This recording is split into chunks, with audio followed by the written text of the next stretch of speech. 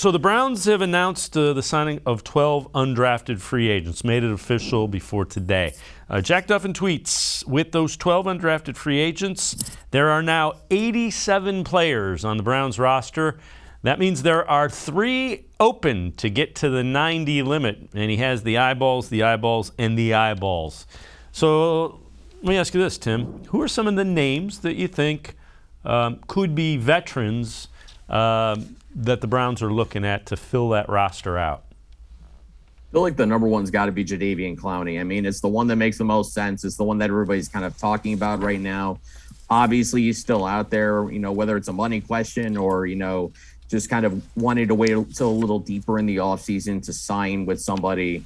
Obviously the Browns are able to get him back into the team. Then obviously you reunite him with Myles Garrett. We saw how well those two played together, and they can certainly continue to grow that chemistry and be that, disruptive 1-2 combination at the edge. Interior wouldn't surprise me if they went for a guy. I like Hakeem Hicks, the former Chicago Bear.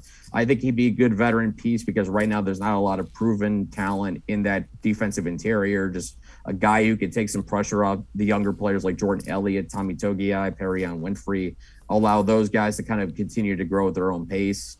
So that would be something I would kind of keep an eye on. And I know Mary Kay Cabot reported the Browns weren't necessarily looking for a veteran receiver.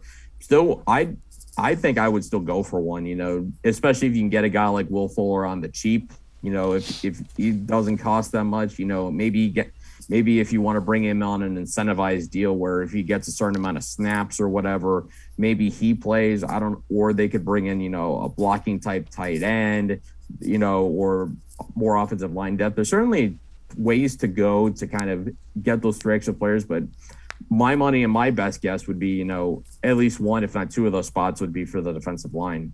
Yeah, I'm with you. And if Clowney can re-sign, it makes that line pretty darn strong. And then you have the young guys and then the interior if they don't go defensive tackle with one of those free agents.